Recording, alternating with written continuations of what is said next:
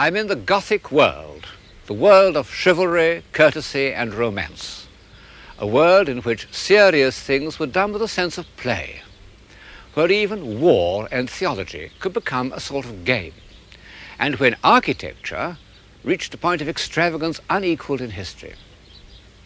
After all the great unifying convictions of the 12th century, high Gothic art can look fantastic and luxurious, what Marxists call conspicuous waste. And yet, these centuries produced some of the greatest spirits in the whole history of man, amongst them St. Francis of Assisi and Dante. Behind all the fantasy of the Gothic imagination, there remained, on two different planes, a sharp sense of reality.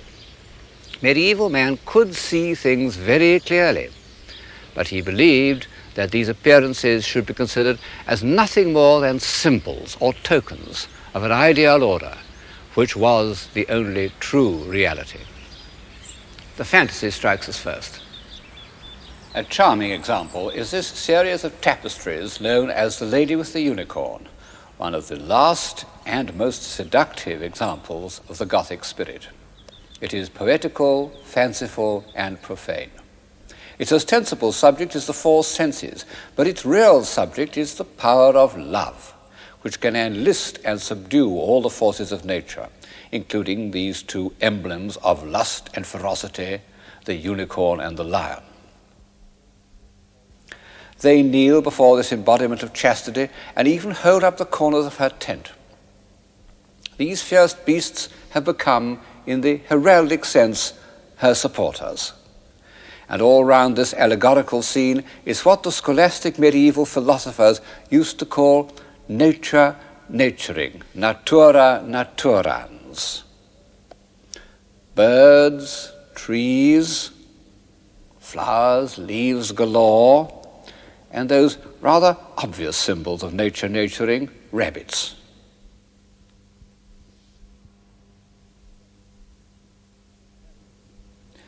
There is even nature domesticated, sitting on a cushion.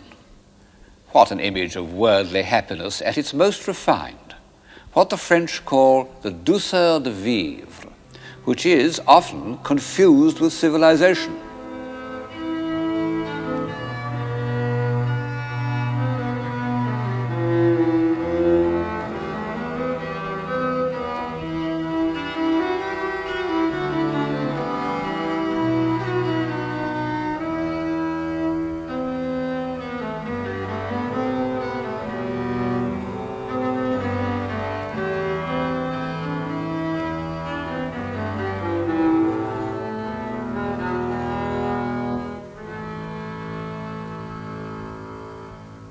We've come a long way from the powerful convictions that induced knights and ladies to draw carts of stone up the hill for the building of Chartres Cathedral.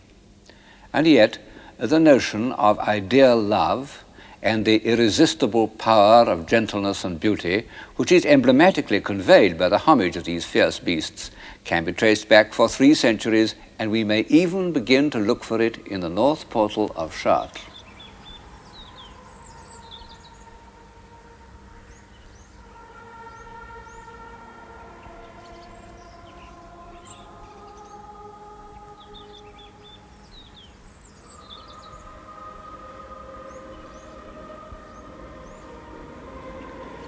This portal, the north portal, was decorated about the year 1220, and it seems to have been commissioned by that formidable lady Blanche of Castile, the mother of St. Louis. And perhaps for that reason, or perhaps simply because it was dedicated to the Virgin Mary, many of the figures are of women. And several of the stories on the arches concern Old Testament heroines. And at the corner is one of the first consciously graceful women in Western art. Only a very few years before, women were thought of as like this. And those were the women who accompanied the Norsemen to Iceland. Now, look at this embodiment of chastity, lifting her mantle, raising her hand, turning her head, with rhythms of self-conscious refinement that would have become mannered, but here are genuinely modest, and in fact, she represents a saint called Saint Modeste, which he might be Dante's Beatrice. Of the 2 or 3 faculties that have been added to the European mind since the civilization of Greece and Rome, none seems to me stranger and more inexplicable than the sentiment of ideal or courtly love. It was entirely unknown in antiquity. Passion, yes. Desire, yes, of course. Steady affection, yes. But this state of utter subjection to the will of some almost unapproachable woman, this belief that no sacrifice was too great, that a whole lifetime might properly be spent in paying court to a disdainful lady or suffering on her behalf. This would have seemed to the Romans or to the Vikings not only absurd but unbelievable. And yet for hundreds of years it passed unquestioned. It inspired a vast literature from Chrétien de Troyes to Shelley, most of which I find completely unreadable. And even up to 1945, we still retained a number of chivalrous gestures. We raised our hats to ladies and let them pass first through doors, and in America, pushed in their seats at table. We still subscribed to the fantasy that they were chaste and pure beings in whose presence we couldn't tell certain stories or pronounce certain words. Well, that's all over now. But it had a long run, and there was much to be said for it. How did it begin? The truth is that nobody knows. And most people think that, like the pointed arch, it came from the East, that pilgrims and crusaders found in the Muslim world a tradition of Persian literature in which women were the subject of extravagant compliment and devotion.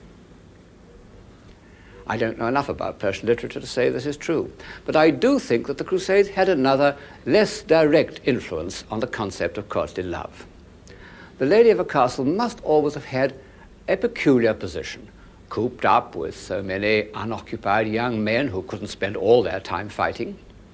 And when the lord was away for a year or two, the lady was left in charge. She took on his functions and received the kind of homage that was accepted in a feudal society.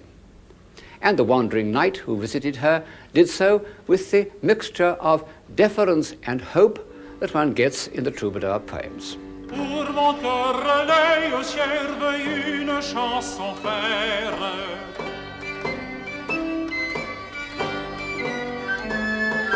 Chantez-vous, veuille sentencière d'une mille bonheur. In support of this theory is the subject of the siege of the Castle of Love, which appears on mirror cases and caskets and other domestic objects of the 14th century.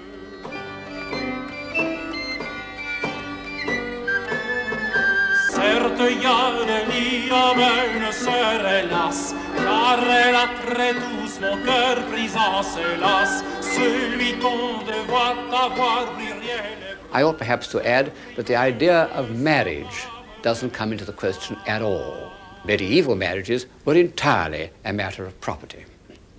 Well, as everybody knows, marriage without love means love without marriage. And then, I suppose one must admit that the cult of the Virgin had something to do with it. In this context, it sounds rather blasphemous. But the fact remains that one often hardly knows if a medieval love lyric is addressed to the poet's mistress or to the Virgin Mary. The greatest of all writings about ideal love, Dante's Vita Nuova, The New Life, is a quasi-religious work. And in the end, it is Beatrice who introduces Dante to paradise. So, for all these reasons, I think one can associate the cult of ideal love with the ravishing beauty and delicacy that one finds in the Madonnas of the late 13th century.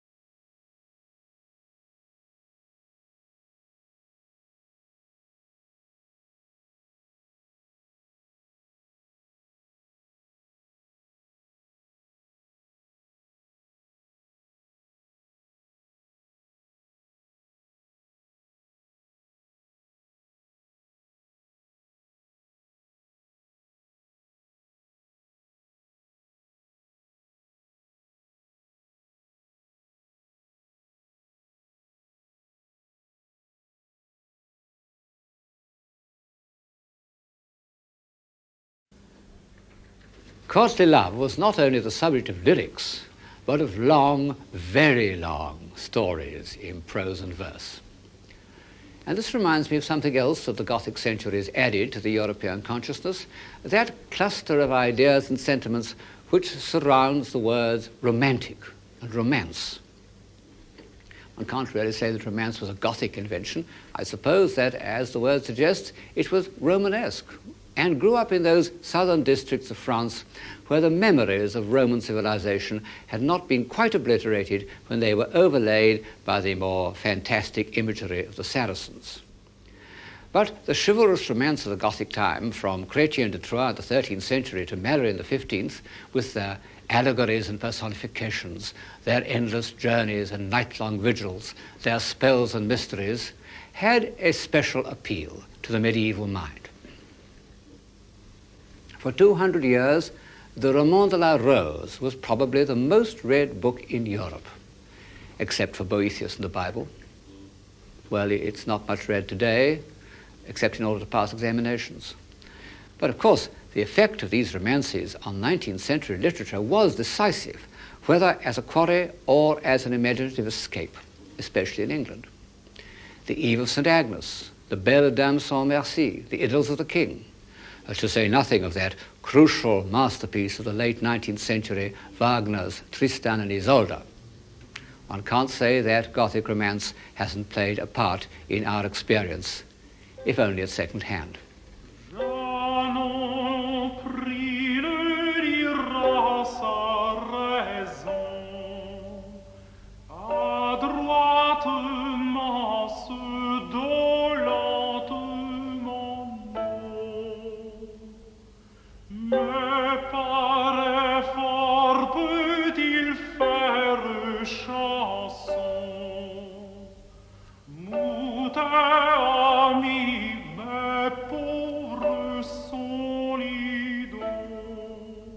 The summit of court civilization was reached in the late 14th century in France under the patronage of the Duc de Berry. He built a series of fabulous filigree castles, of which the painter de Limbourg has left us an apparently accurate record. He filled them with jewels and jeweled contraptions, paintings and tapestries. This warlike scene is only a tapestry. The Duke wasn't fond of war. The Duke's artists have given us a vivid account of his court. Here he is giving a grand dinner to celebrate the new year.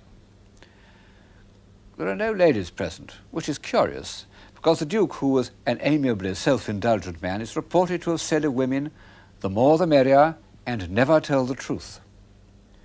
But we can see some of his famous collection of 1,500 dogs, which is too many, even for me. They seem to have had the run of the table. Behind him is his chamberlain saying to some bashful suitor, "Approche, approche," and his courtiers, including a cardinal, are raising their hands in astonishment at such condescension. The castles, pictures, tapestries have vanished with the dogs, but a few of the treasures remain.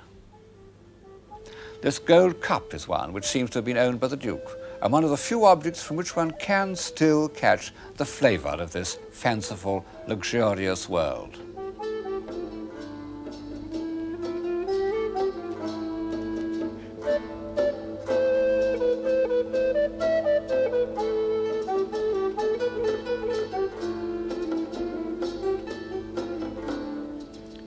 And this, nominally a reliquary, but actually an extravagant but charming toy. It's supposed to have held a thorn from Christ's crown at the crucifixion. There were many patrons of art and collectors at that time, but the Duke was peculiar in that the arts were his whole life.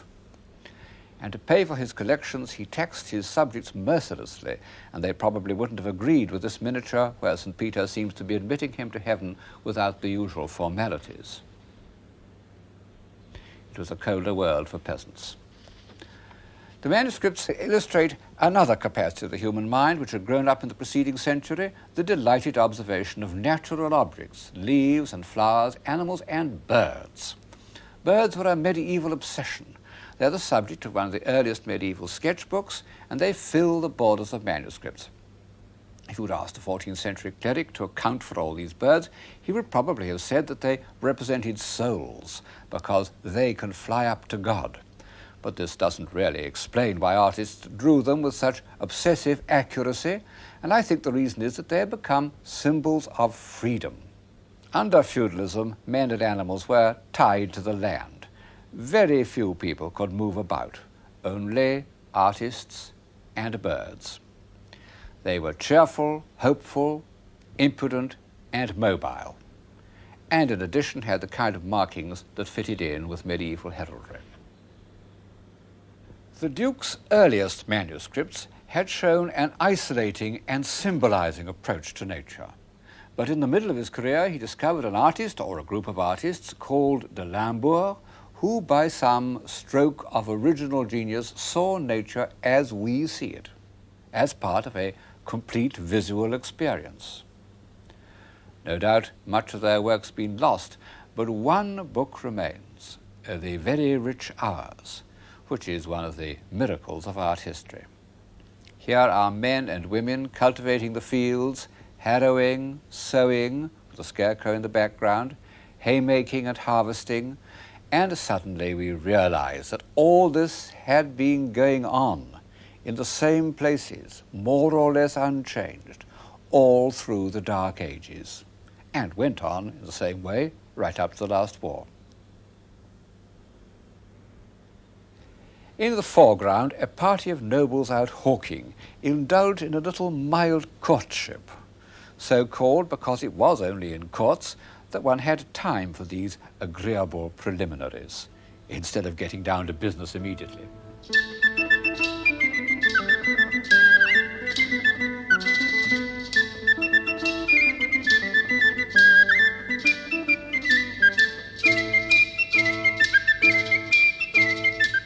Then, in May, everyone puts on crowns of leaves and goes out riding. What a dream! No society has ever been more elegant, more debonair, more dainty. Those French and Burgundian courts were the model of fashion and good manners all over Europe.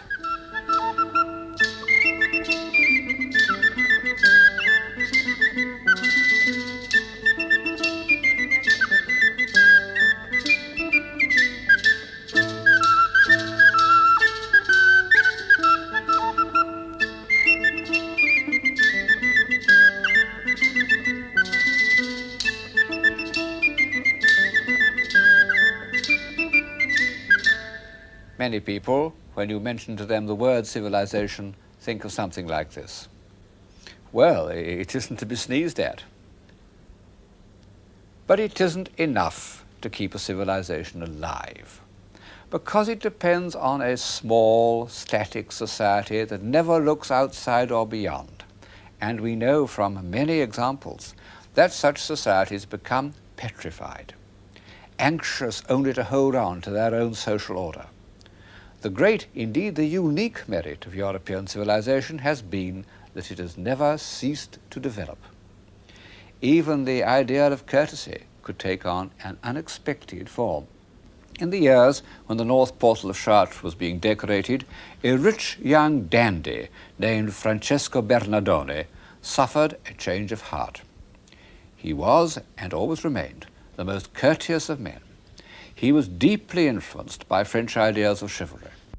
And one day, when he had fitted himself up in his best clothes in preparation for some chivalrous campaign, he met a poor gentleman whose needs seemed to be greater than his own, and gave him his cloak.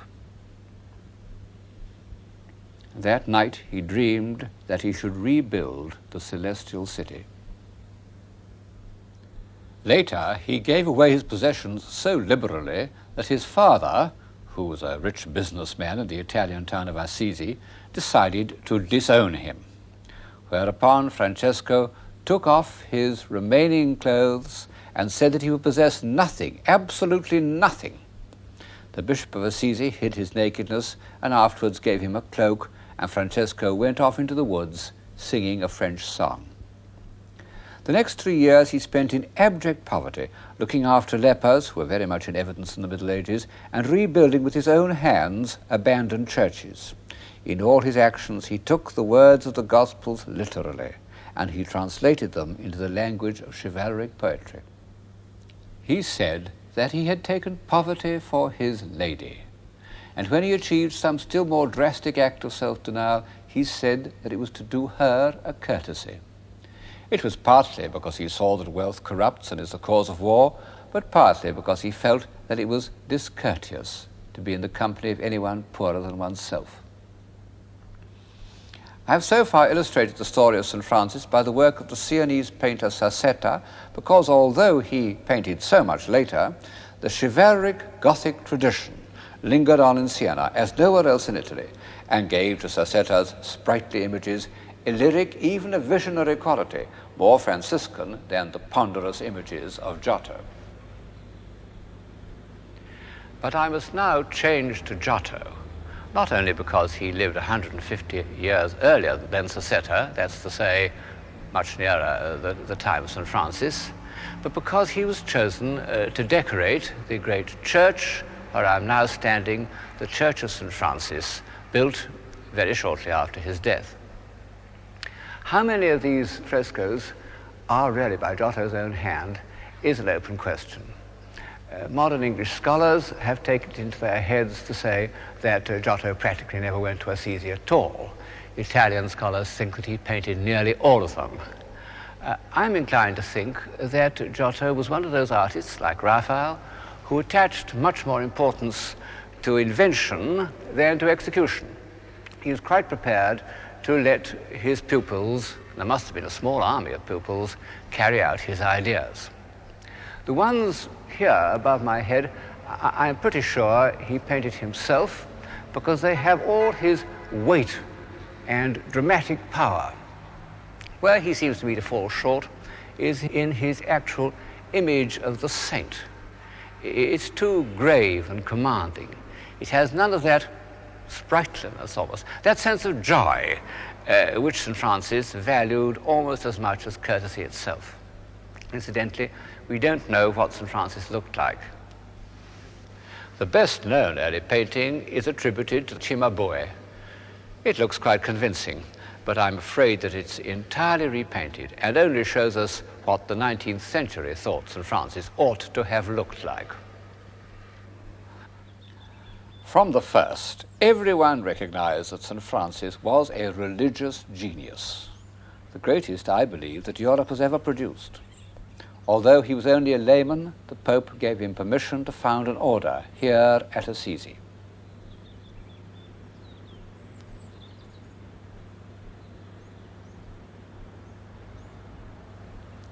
St. Francis died in 1226 at the age of 43, worn out by his austerities.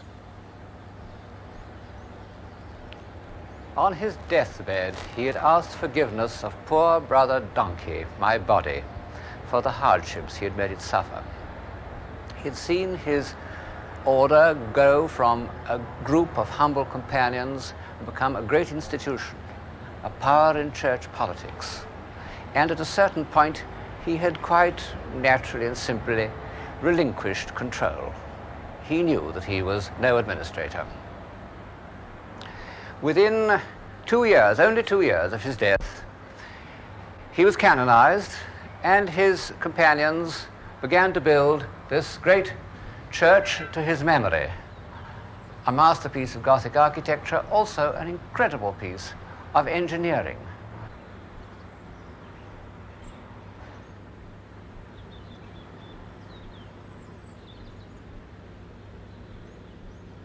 Two churches, one on top of the other, a huge monastery, all built on arcades, and of such hard stone that it's almost impossible to believe that it's original 13th century work. I think it must have been built by a castle architect.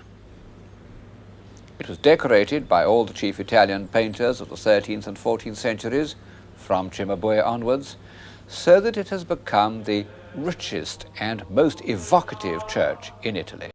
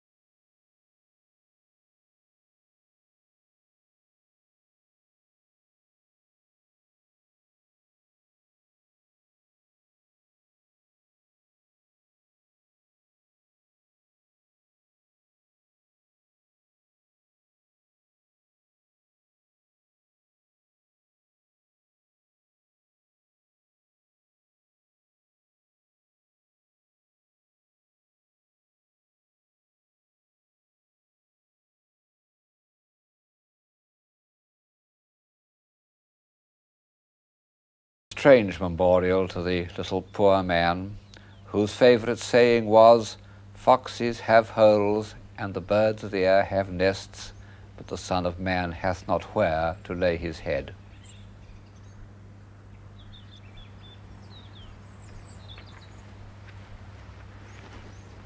But of course, St. Francis's cult of poverty couldn't survive him.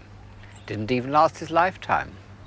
It was officially rejected by the Church because the Church had already become part of the international banking system that originated in the 13th century. And those of St. Francis's disciples who clung to his doctrine of poverty, called fraticelli, were denounced as heretics and burnt at the stake. And for 700 years, capitalism has continued to grow to its present monstrous proportions. It may seem that St. Francis has had no influence at all, because even those humane reformers of the 19th century who sometimes invoked him didn't wish to exalt or sanctify poverty, but to abolish it.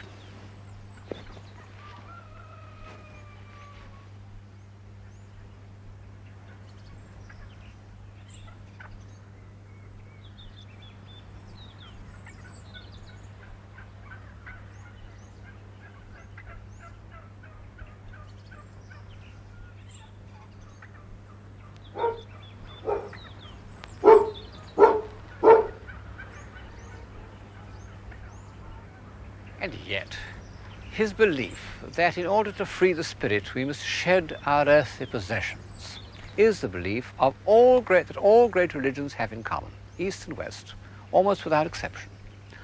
And by enacting that truth with such simplicity and grace, he made it a part of the European consciousness, an ideal to which, however impossible it may be in practice, the finest spirits will always return. And by freeing himself from the pull of possessions, St. Francis achieved a state of mind which has been of great value to us.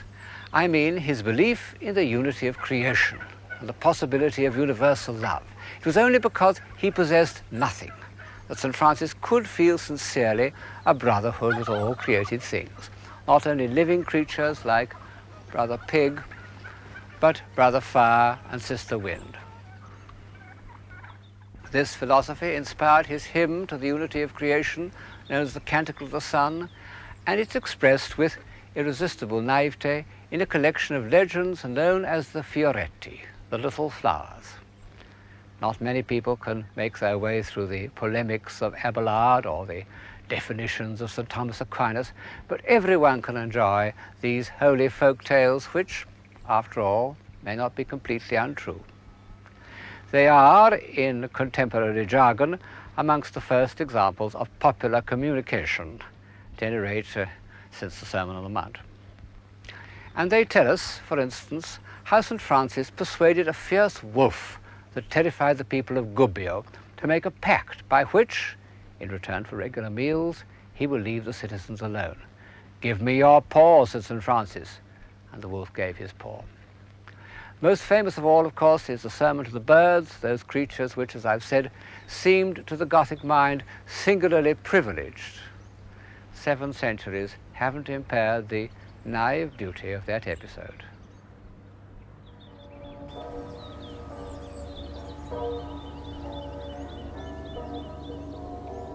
St. Francis is a figure of the pure Gothic time, the age of crusades and castles and the great cathedrals. Although he put it to strange and marvelous uses, he belonged to the age of chivalry.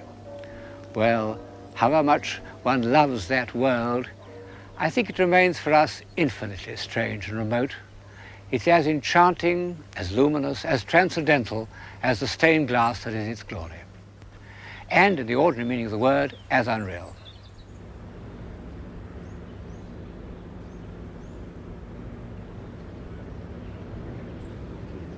But already, during the lifetime of St. Francis, another word was growing up, which, for better or worse, is the ancestor of our own.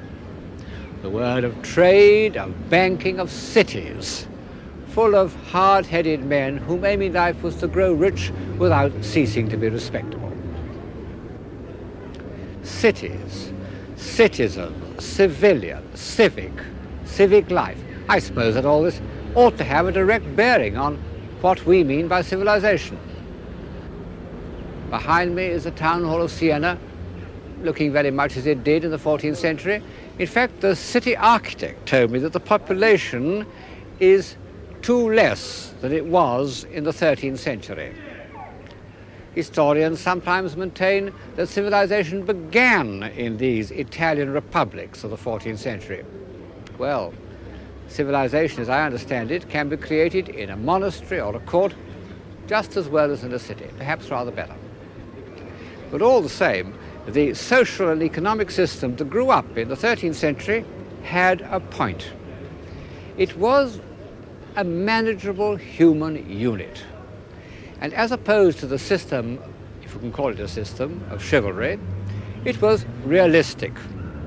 And the proof is that it has survived. Of course, Siena remained to some extent medieval compared with Florence.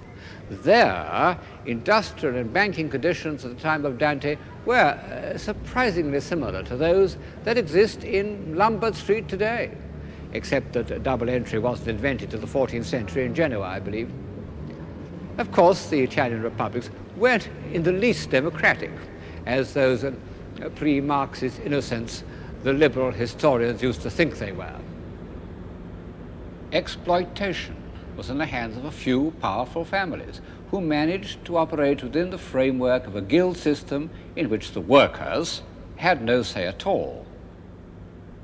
The Italian merchant of the 14th century isn't a sympathetic figure, less so really than that old reprobate Jean de Berry.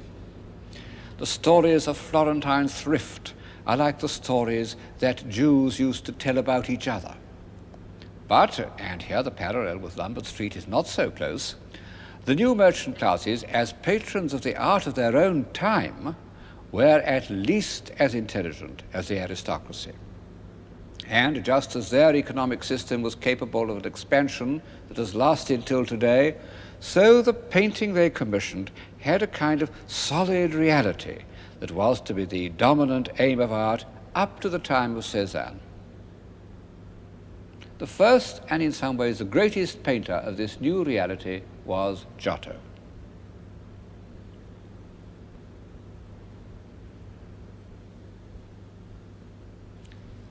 This is one of Giotto's frescoes in the Arena Chapel in Padua. And as I look at it, I realize that to anyone whose eye has been conditioned by realism, as it has existed in European art from the Renaissance to the Cubists, this will not look very realistic, perhaps no more so than Gothic tapestry. But this much is clear. Instead of a decorative jumble, it concentrates on a few simple, solid-looking forms arranged in space. Giotto had, more than any artist before him, the ability to make his figures look solid. He manages to simplify them into large, comprehensible, apprehensible shapes, and it gives one a profound satisfaction to feel that one can grasp his figures so completely. He needs to make his figures more vividly credible because he wishes us to feel more intensely the human drama in which they are involved. Once we have, so to say, learnt Giotto's language, we can recognize him as one of the greatest masters of painted drama that has ever lived.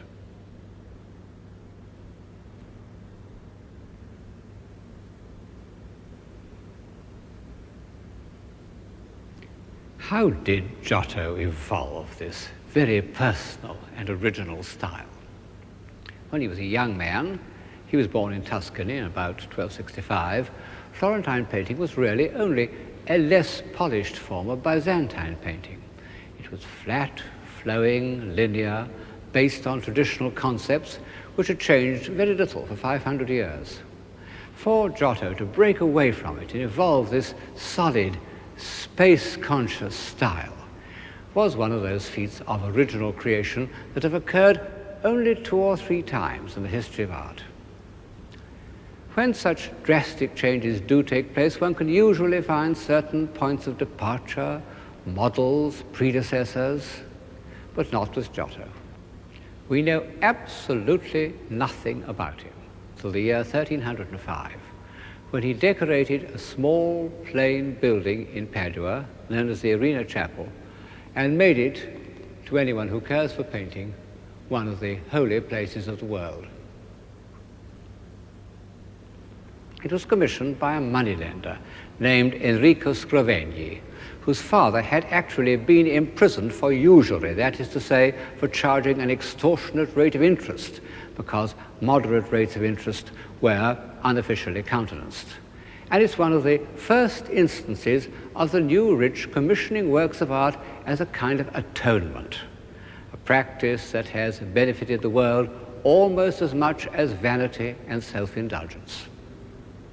Here he is, perhaps the earliest painted portrait that is obviously a genuine likeness, presenting a model of his chapel to 3 angels, and for that reason placed among the blessed in the Last Judgment.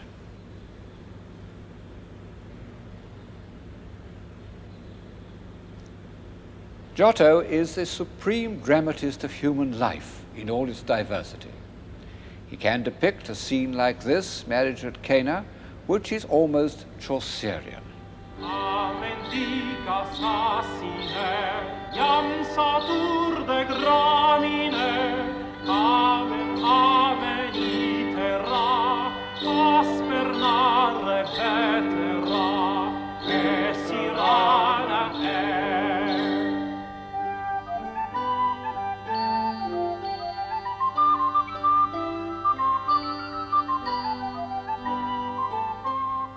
Behind the pots stands the pot-bellied host who tastes with astonishment the wine that has been created out of water. But Giotto is greatest when the human drama is greatest, as in this scene of the betrayal of the Garden of Gethsemane. What a marvelous invention that Judas should put his cloak round our Lord. Everything, heads, gestures, the explosive pattern of the spears, is a crescendo of feeling, tension, and violence.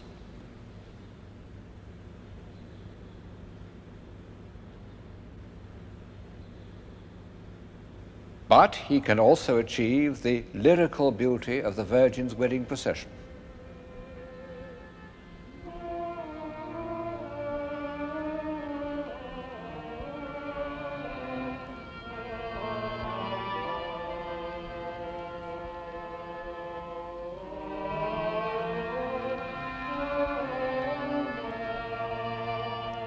The tenderness of the Noli Me Tangere with its marvelously subtle relationship between the figures.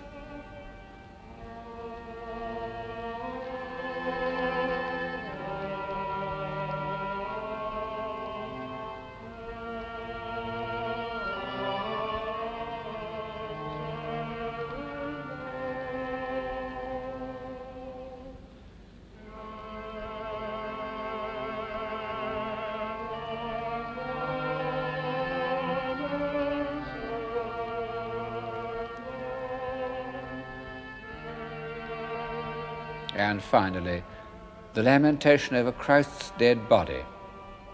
It's a masterpiece of pictorial construction, a sort of model for high academic painting for 500 years. But this technical aspect is soon forgotten. Look at the gestures and the heads of the mourning women. They need no words from me.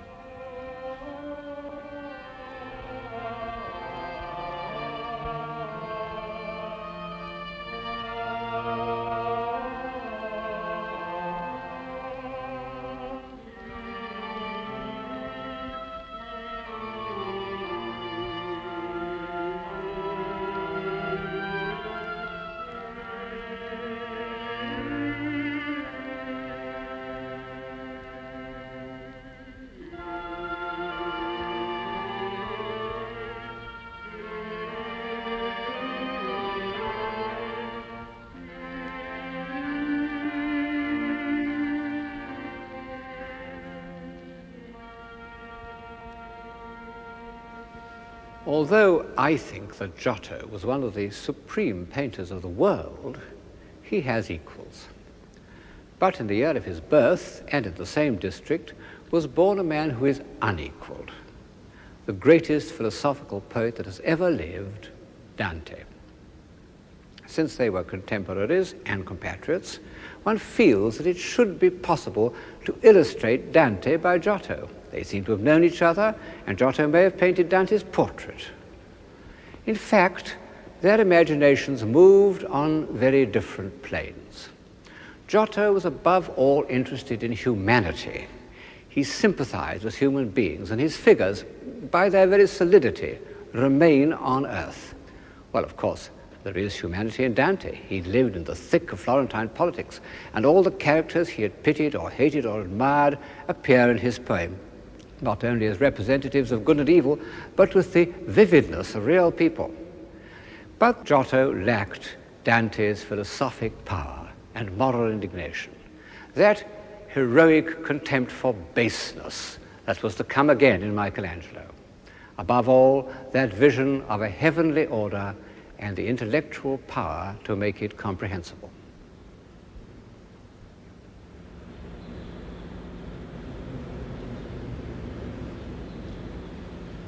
In a way, the poet and the painter stand at the junction of two worlds. Giotto belonged to the new world of solid realities, the world created by the bankers and merchants for whom he worked. Dante, as has often been observed, belonged to the earlier Gothic world, to the world of St. Thomas Aquinas and the great cathedrals. One isn't as close to Dante in the Arena Chapel as one is here in the Romanesque baptistry at Pisa. The pulpit by Niccolo Pisano was executed 5 years before Dante was born, and yet it has all his sense of horror, even some of the elements of the grotesque that come into the Inferno, combined with much that is derived from antiquity. And it has the same keen eye for truthful details, although, of course, we can no longer believe in these rather ridiculous monsters.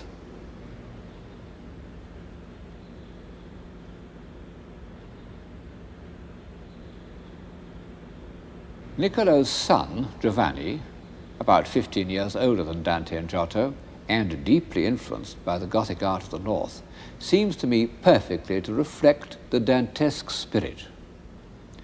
Giovanni Pisano was one of the great tragic dramatists of sculpture.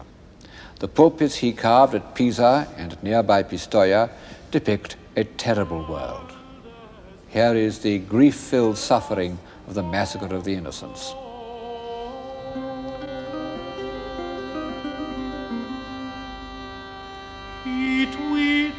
And went away unknown.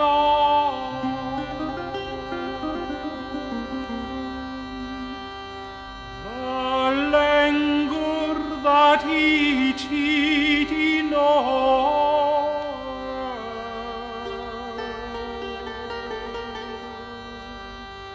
the loss he find the priest thereof.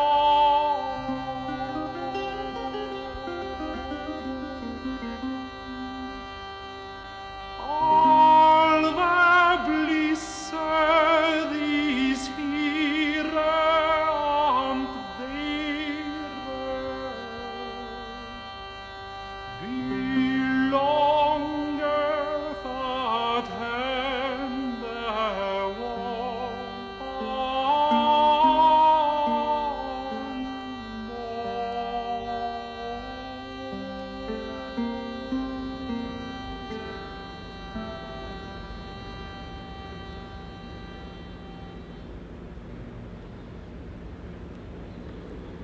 But Giovanni Pisano's feeling of tragic indignation was only one side of Dante.